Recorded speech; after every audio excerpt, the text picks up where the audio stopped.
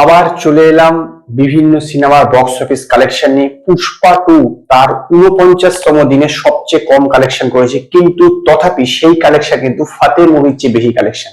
পুষ্পা 2 তার 49 দিনে কালেকশন করেছে ইন্ডিয়া থেকে 50 লক্ষ টাকা নেট। এর সাথে সাথে টোটাল কালেকশন গিয়ে দাঁড়িয়েছে 1230 কোটি 5 লক্ষ টাকা। ইয়েস, 1230 কোটি 5 লক্ষ টাকা এর কালেকশন হয়ে গেছে। সেখানে ফাতে মুভির যদি কালেকশন দেখে থাকেন, গতকালকে ফাতে মুভি ছিল ও 12 নম্বর দিন, সেখানে কালেকশন করেছে মাত্র 17 লক্ষ টাকা। ভাবুন, পুষ্পা যেখানে তার 49তম দিনে কালেকশন করছে 50 লক্ষ টাকা, সেখানে ফাতে মুভি তার 12 নম্বর দিনে কালেকশন করছে 17 লক্ষ টাকা এবং কালেকশন নিয়ে দাঁড়িয়েছে 12,60,000 টাকা। এই সিনেমাটা 100% জেনে রাখুন যে বছরের প্রথম ফ্লপ সিনেমা হিন্দি, যেটা হচ্ছে ফাতে মুভি। এরপরে আসছি আজাদ মুভির ক্ষেত্রে। আজাদ মুভি কিন্তু পুষ্পা 2 50 লক্ষ চেয়ে একটু বেশি কামাই গেলে 54 লক্ষ টাকা, মানে গতকালে 54 লক্ষ টাকা কালেকশন করেছে এবং 6 নম্বর দিনের শেষে এর কালেকশন গিয়ে রয়েছে 6,38 লক্ষ টাকা।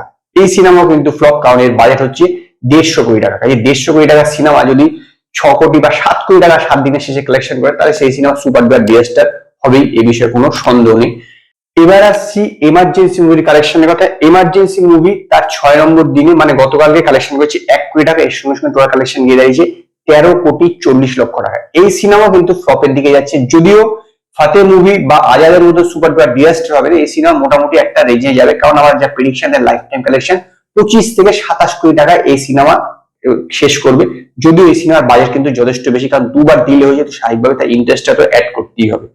এরপরে তেলেগু যে সিনেমাগুলো রিলিজ করেছে সেগুলোতে আসছে, প্রথমে আসছে হচ্ছে সংক্রান্তি বাসুথানা মুভিটা। সংক্রান্তি বাসুথানা মুভিতে অলরেডি সুপার ডুপার হিট হয়ে গিয়েছে।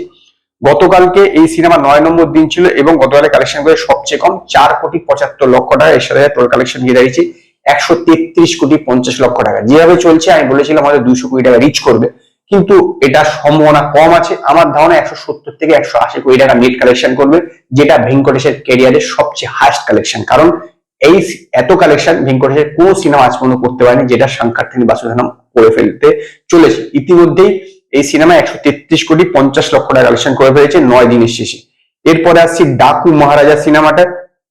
ডাকু মহারাজা সিনেমা কিন্তু গতকালকে সংখ্যার্থানা বাসুধারাম থেকে যথেষ্ট কম কালেকশন করেছে 1,10,00,000 টাকা, এবং এই 1,10,00,000 টাকার সাথে সাথে এই কালেকশন গিয়ে দাঁড়িয়েছে 82,40,00,000 টাকা।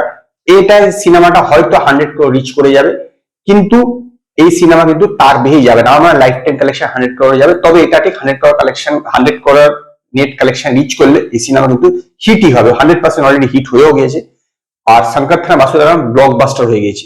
এরপরে আসছে super duper disaster movie game চেঞ্জারের কথা।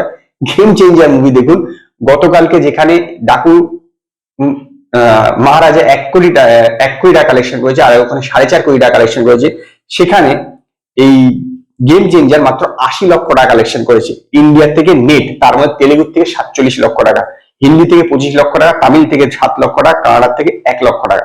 এবং এই 80 লক্ষ টাকার সাথে সাথে টোটাল কালেকশন আফটার 13 ডেজ 128,10,00,000 টাকা, যার বাজেট হচ্ছে 400 কোটি টাকা। মানে বুঝতেই পারছেন দিলরাজু কত বড় ফ্লপ খেয়েছে এই সিনেমাটার মাধ্যমে। যদিও সংখ্যার্থানে বাসুথানাম সিনেমাটা দিলরাজু প্রডিউস করেছে, তো স্বাভাবিক সেখান থেকে কিছুটা তার প্রফিট হওয়ার ফলে এইটা কিছুটা অ্যাডজাস্ট তো হয়ে যাবে। তো দেখা যাক আলটিমেটলি আমার প্রেডিকশন কতটা ঠিক হয়, যে কোন সিনেমা লাইফ টাইম কালেকশনে কোন জায়গায় শেষ করে, যেটা আমি আপনাদেরকে জানিয়েছি।